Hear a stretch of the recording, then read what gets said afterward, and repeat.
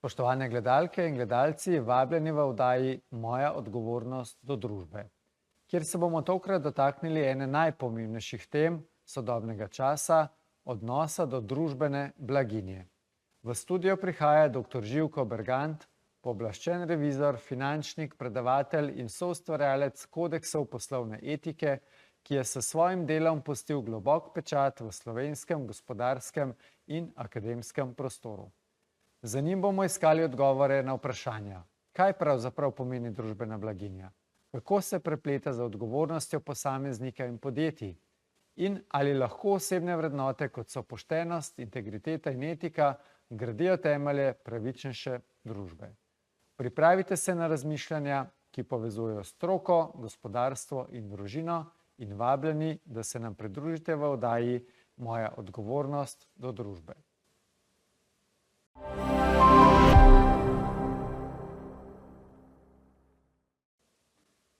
Spoštovane gledalke in gledalci, dobrodošli v današnji oddaji Moja odgovornost do družbe, kjer bomo obravnavali eno ključnih tem sodobnega gospodarstva, odnos do družbene blaginje. V tokratni oddaji gostimo človeka, ki je svoje življenje posvetil financam, etiki in odgovornemu vodenju, dr. Živko Bergant. Že več desetletij je aktiven kot pooblaščeni revizor in preizkušeni poslovni finančnik, njegova strokovnost pa sega od vodenja računovodstva, finančnih direktorskih funkcij in članstva v upravah do svetovalnih vlog v podjetjih. Dr. Bergant je s svojim delom zaznamoval slovensko stroko. Sodeloval je pri oblikovanju kodeksov poslovno-finančnih načel in poklicne etike finančnika. Vrsto let pa kot predavatelj na Visoki šoli za računovodstvo in številnih seminarjih deli svoje bogato znanje za mladimi in za vsemi, ki si želijo strokovne rasti. Toda za številkami in funkcijami stoji človek, ki razume, da so resnična odgovornost, odličnost in etika povezane tudi z osebnimi vrednotami, ki jih živimo doma v krogu družine. Prav zato se bomo danes dotaknili tudi tega, kako lahko strokovnost, integriteta in poštenost oblikujejo ne le poslovni svet, temveč tudi naše najtesnejše odnose. V današnji oddaji se bomo pogovarjali o odnosu do družbene blaginje. Pripravite se na zanimivo, drugačno in morda celo presenetljivo razpravo. Gospod Živko Bergant, pozdravljeni v studiu. Dober dan. Ja, zadaj imava eno zanimivo slikco. Na prvi pogled na hitro pogledamo neka piramida, dvojna piramida, ampak čisto na vrhu piše družbena blaginja. Kaj za vas pomeni ta pojem? Ja, s to sliko sem poskušal razložiti nekatere pojme, ki se dostikrat uporabljajo kar tako počez. In vidimo, da bom poskušal razložiti, da se le vsebinsko razlikujejo med seboj. Če si predstavljamo zgornjo piramido, moramo najprej pogledati njen spodnjo ploskev. Spodnjo ploskev te piramide sestavljajo trije vogali, to so družbena odgovornost, trajnostna družba in informacijski sistem. To so tri temeljni pogoji za družbeno odgovorno delovanje in prispevanje k družbeni blaginji kot celoti. To se pravi, če se družbeno odgovorno obnašamo, je leva puščica pomeni, prispevamo k družbeni blaginji.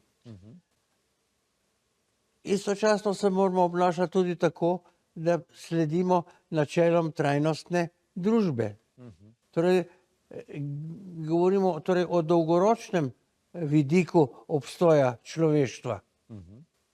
In seveda pomemben je informacijski sistem, ki nas opozarja, kje smo pri tem delovanju, kje so napake in ali se bližamo svojim ciljem ali ne.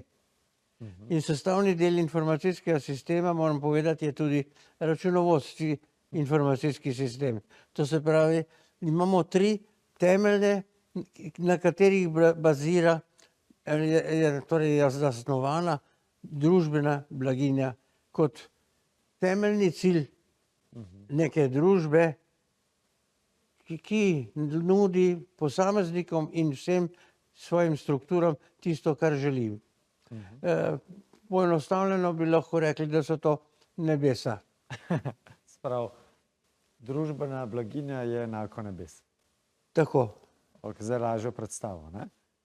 Torej, če nam pomagate razložiti potem, ker to je samo ena piramida navzgor, kar smo zdaj se pogovarjali. Ja. Se pravi, to je model dveh piramid in trajnostnega trikotnika. Torej, kako se blaginja posameznika preko družbene odgovornosti informacijskega sistema pretaka v družbeno blaginjo. Zgornja piramida pravzaprav predstavlja poslovni del. To se pravi delovanje združb. Podjetja, države, društev. Vseh vrst organizacij. Aha, ok. Spodnja piramida pa je bolj subjektivno naravnana. Ker ti spodnja točka je blaginja posameznika, ki želi priti do zgornje, do vrha zgornje piramide. Do nebes, ne? Kar kaže črtkana črta. Ta posameznik pleza po tej črtkani črti na ta način, da se družbeno odgovorno obnaša, to se pravi, to je puščica od blaginje posameznika do družbene odgovornosti. On se mora obnašati tudi trajnostno, to je še ena tista Modra? črtkana črta do trajnostne družbe in seveda ima svoj informacijski sistem, svoje podatke o svojem delovanju. In to izgleda seveda kot spodnja piramida, ki ima isto ploskev kot zgornja. Če se posameznik družbeno odgovorno obnaša na vseh treh vidikov, potem pleza po tej črtkani črti do družbene blaginje. In kaj je njegov cilj? Da se spodnja točka izenači z zgornjo in zgornja piramida naj bi vsrkala v celoti spodnjo piramido. Tedaj se posameznik znajde v nebesih. In če več posameznikov, je pol tudi več piramid ali kako? Ne. Ta posameznik je predstavnik celega človeštva. Aha, ok. Vse človeštvo pleza po tej črtkani črti navzgor. Vsi želimo priti do družbene blaginje. Ampak ali se ta piramida gre vedno v smeri navzgor ali gre kdaj tudi navzdol? Zato rabimo informacijski sistem. Ali se ti cilji uresničujejo ali se ne uresničujejo. Ali delujemo družbeno odgovorno, ali delujemo trajnostno, ali ne. In s tem je ta kristal pravzaprav omejen s temi premicami, na drugi strani pa ta kristal pomeni še nekaj drugega. Vse, kar je, vsa delovanja, ki so zunaj teh piramid, lahko okarakteriziramo kot družbeno neodgovorna delovanja. Do tega se bomo še dotaknili. Zanima me pa, se pravi, iz zgoraj navzdol, torej, kakšen je pa odnos blaginje do posameznika? Posameznik želi priti v nebesa. To se pravi v zgornjo točko. Po neki deklaraciji Združenih narodov so vse države dolžne spremljati zadovoljstvo državljanov. To vsaka država po svoje izvaja. Z nekimi anketami, statistikami in tako naprej. To se pravi stopnjo, kako posameznik pleza po tej črtkani črti navzgor, to se da empirično meriti. Seveda statistika je seveda nekaj posebnega. Ampak to je, o tem najbrž ne bomo danes govorili, ampak dejstvo je, da je vsaka država dolžna to spremljati. In tudi spremljajo. In mislim, da se Tudi naša Slovenija... država spremlja zadovoljstvo Re- posameznikov z nekaterimi vprašanji po telefonu in tako naprej. Dobro. Verjetno se da vsaka taka anketa bistveno izboljšati. Ja, mislim, da generalno se Slovenija uvršča relativno visoko na teh lestvicah, čeprav sem mnenja, da se velikokrat niti ne zavedamo, kako lepo živimo v kaki blaginji, ne? Mi smo v bistvu sami kritizerji. Obenem pa, ko pridemo iz tujino, priznavamo, da ne bi nikjer drugje želeli živeti. Tako je. Mislim, da je to veliko priznanje tudi naši državi. Če ga hočemo priznati ali pa ne. V državi ne, ker smo pa zunaj, pa ja. Ja. Ja, predlagam, drage gledalke, dragi gledalci, zelo zanimiva debata, da si vzamemo čas za kratek predah in potem nadaljujemo z drugim delom.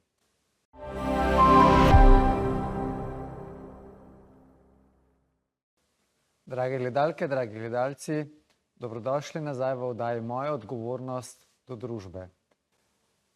Naš gost, gospod Živko, prej sva govorila o tej piramidi in zanima me, kakšna pa v principu sploh je lahko idealna piramida? Idealna piramida. Ali obstaja sploh? Idealna piramida pomeni, da jo lahko primerjamo z diamantom. Gre za čistost nekega kristala. Idealna piramida pomeni, da so vse dogajanja znotraj piramide v smislu teh puščic idealna. Nimajo notranjih težav, nimajo notranjih nasprotij ali neke entropije, ki je lastnost vsakega sistema. To se pravi, vsak sistem teži k razpadu. Nikdar se vsi ne zastopimo med sabo v celoti. To se pravi, da tudi ta piramida, ta kristal nima 100% čistosti. In se pravi, da je to pomembna naloga družbe, da je ta čistost čim večja, da so notranja nasprotja čim manjša. In a je to potem možno meriti? Prej sva omenila v prvem delu skozi statistične, bom rekel, raziskave o zadovoljstvu. Še kako V principu drugače? bi morali vse to meriti. Vendar naš informacijski sistem seveda je defekten v mnogih ozirih.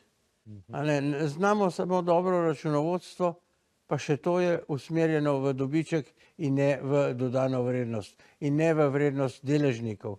To se pravi, zelo slabo smo podprti z informacijskim sistemom. So neke ankete lahko dodatne, ampak to so spet zelo subjektivnega značaja. A mislite, da bo umetna inteligenca pol pomagala izboljšati to merljivost? Vsako merljivost se da izboljšati, ampak zato je potrebna volja in znanje. In kdor hoče, najde pot. Ja, kdor pa noče, mu ni pomoči. In kaj je končno bistvo družbene blaginje oziroma Tega kristala. tega kristala? Ta kristal kaže več stvari.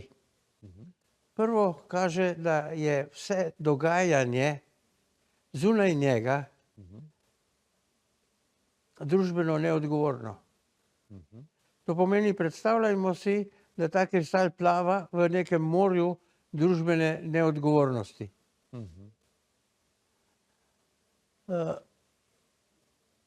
Pri tem pa ločimo par stvari. Če si predstavljamo, da plava, pomeni, da je to zunaj bolj razvodenela stvar, ki vpliva na kristal in ga hoče na vsak način razvodeniti. To so negativni vplivi družbene neodgovornosti na dogajanja znotraj kristala.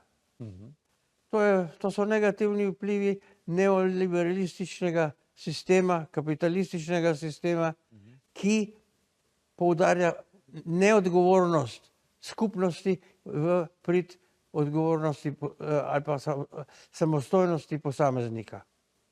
Neoliberalizem ne prizna interesov skupnosti. In zato seveda deluje zunanje strani v negativni smeri v ta kristal in ga poskuša zmanjšati ali pa razvodeniti. To se pravi, prva pot k družbeni blaginji je ustaviti procese razvodenjevanja, razvodnjenja tega kristala, to so procese, ki negativno vplivajo na dogajanja znotraj njega. Da se pa te negativne stvari tudi, bom rekel, zmanjševati, če se povečuje ta kristal, ne? Zelo pomembno je, da ta dogajanja znotraj kristala so tako prepričljiva,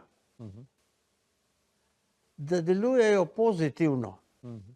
Z drugo besedo, ta diamant mora tako žareti, da s svojim kristalnim vplivom deluje na okolje in dokazuje, da je to pravilna smer razmišljanja in delovanja. In koliko ta kristal po vašem mnenju danes žari? A je večji od družbene neodgovornosti? Nažalost, bi moral reči, da mislim, da ni večji, ampak da je to morje zelo veliko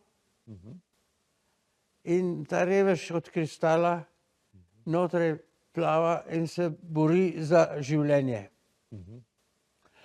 Nočem biti pesimist, ampak marsikaj je treba še narediti, da bo ta kristal rastel in zažarel v svojem sijaju, tako kot bi moral. In kaj konkretno, da bi si naši gledalci lažje predstavljali, lahko naredimo mi, da bi ta kristal dodatno rastel? Prvo, kar je treba ugotoviti, da smo ljudje vse povsod, kar smo že v teh oddajah rekli. To se pravi, na vseh področjih smo ljudje tisti nosilci vseh aktivnosti, ki se moramo tega zavedati. Omenili smo že dve poti izboljšanja, a ne? To je ustavljanje negativnih vplivov, povečanje pozitivnih vplivov tega žarenja kristala v okolje. Drugo področje je zgornja piramida, to se pravi delovanje znotraj podjetij, znotraj družb.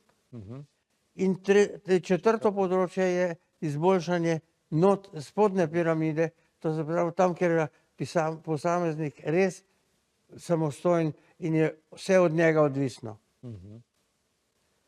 Zato govorim jaz o štirih področjih procesov, štiri področja procesov k družbeni blaginji. In tukaj ima empatija in zgled in vzgoja velik vpliv, ne? Absolutno. Tale srednja puščica kaže nivo naše civiliziranosti v najširšem smislu. Kajti, če pogledamo strani, dejansko ta kristal temelji in stoji na posamezniku, ne? Posameznik je dejansko najpomembnejša točka vse zgodbe o družbeni blaginji. To je zelo dobra pripomba. Povezano z njo pa je, kaj je pod njo. Kakšne temelje ima? Če je družbena blaginja predstavnik nebes, je spodnja točka meja še do pekla. Ni še, ne? Ja, zelo zanimivo. Hvala za vaše uvide v družbeno blaginjo. dragi gledalci, dragi gledalke, predlagam, da se vzamemo zopet en kratek odmor in se potem vrnemo v zadnji, tretji del oddaje z gospodom Živkotom.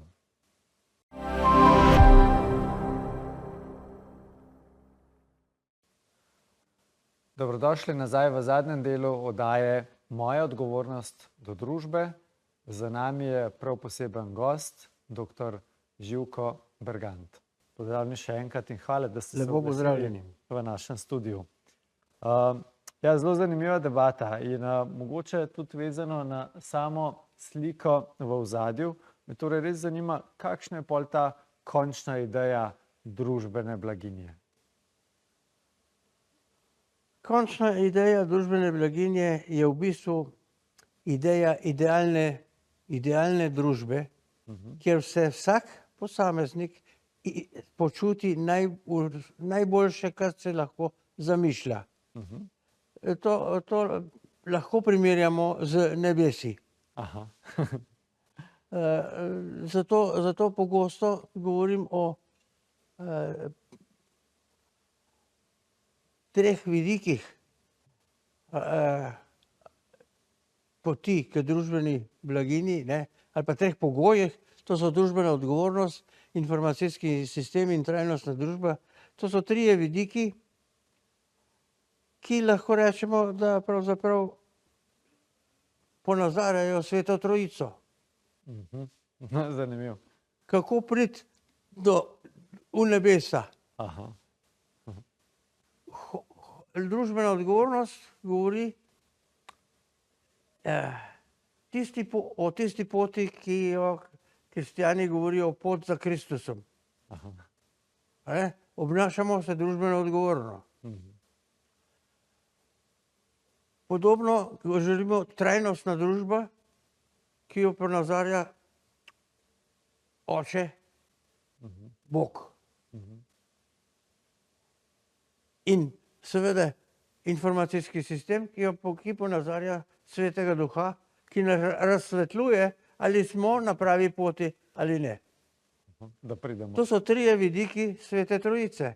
In če te tri vidike res upoštevamo, pridemo v nebesa, to je pa v družbeno blaginjo. Zanimivo, ne?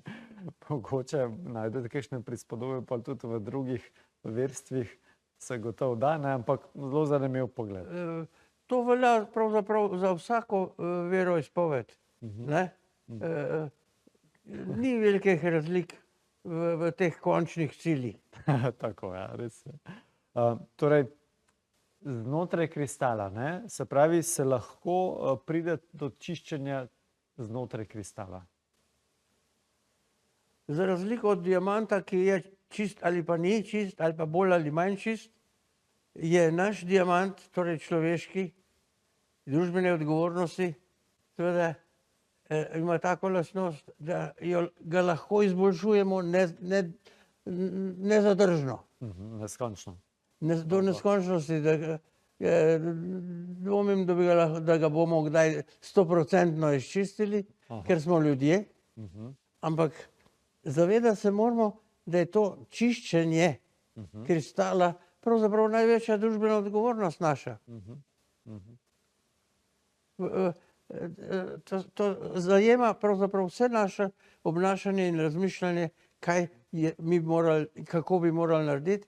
Obenem pa to pomeni tudi sodilo, ali tako delamo. Vsak tak cilj je, poleg tega, da je to končni cilj, je tudi sodilo, ali hodimo k temu cilju ali ne. In seveda tak cilj je na koncu tudi, mora biti informacijsko podprt, ali gremo k njemu ali ne. In to so te vidiki družbene odgovornosti, ki se jih moramo zavedati bolj ali manj vsak posameznik najprej. Mislim pa, da je največja teža tega procesa na tistem, kar smo govorili o odgovornosti do prihodnjih generacij. Stare ljudi ne moramo bistveno spreminjati. v njihovem prepričanju. Mlade ljudi pa lahko vzgajamo v tistem smislu, da bojo zaželeli, da ta diamant zažari. Raste in žari. In torej, če je družbene odgovornosti več, potem je manj družbene neodgovornosti. Je tako? Ja, če vzamemo, da je vse skupaj omejeno. Ampak bolj se nagibam k temu, da je to podobno vesolju. Neomejena. Diamant je majhen, družbena neodgovornost je pa približno tako neomejena, kot je rekel Einstein, da je človeška neumnost pač nima meja. Ja, res je. Super, mogoče, hvala lepa za te misli.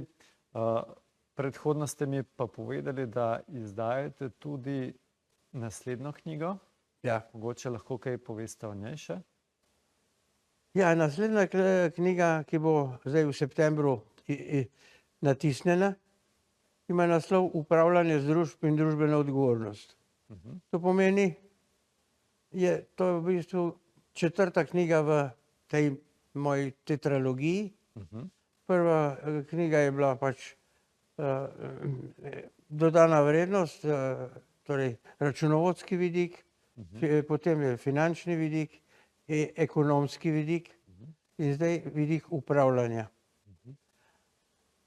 V čem je vsebinska razlika do dosedanjih strokovnih knjig? Je v tem, da predvidevam in razvijam sistem deležniškega upravljanja vseh združb. Vse, kar se danes dogaja, temelji na sistemu lastniškega upravljanja. Lastniki kapitalskih vložkov imajo enostavno pravico ali pa si jemljejo pravico upravljati s temi združbami.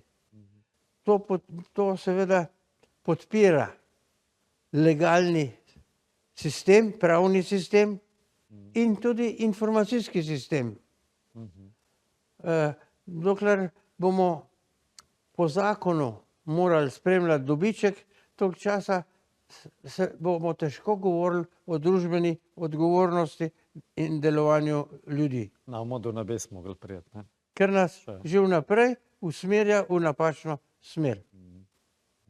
In to velja tudi za računovodski sistem, ki mu nekateri očitajo tudi, da je to temeljni zagovornik neoliberalizma. Ker enostavno spremlja samo dobiček. To pa je samo povečanje blaginje lastnikov kapitala, ne pa celotne družbe. Torej, vabljeni, kdor se želi bolj poglobljeno, bom rekel, poglobiti v odgovornost do družbene blaginje tako posameznikov kot, bom rekel, v povezavi podjetij, države in do ostalih v družbi, si lahko tudi kupi vaše knjige in se bolj poglobi v to tematiko. Hvala lepa, da ste bili naš gost v oddaji Moja odgovornost do družbe. Drage gledalke, dragi gledalci, verjamem, da je bila za vas tema zanimiva, morda malce nenavadna, vendar mislim, da je naš gost povedal ogromno zanimivih misli, do katerih smo, bom rekel, prišli pri sebi do različnih spoznanj in verjamem, da vam je bila ta oddaja všeč. Vabljeni k ogledu naslednjih oddaj in vse dobro vam želim.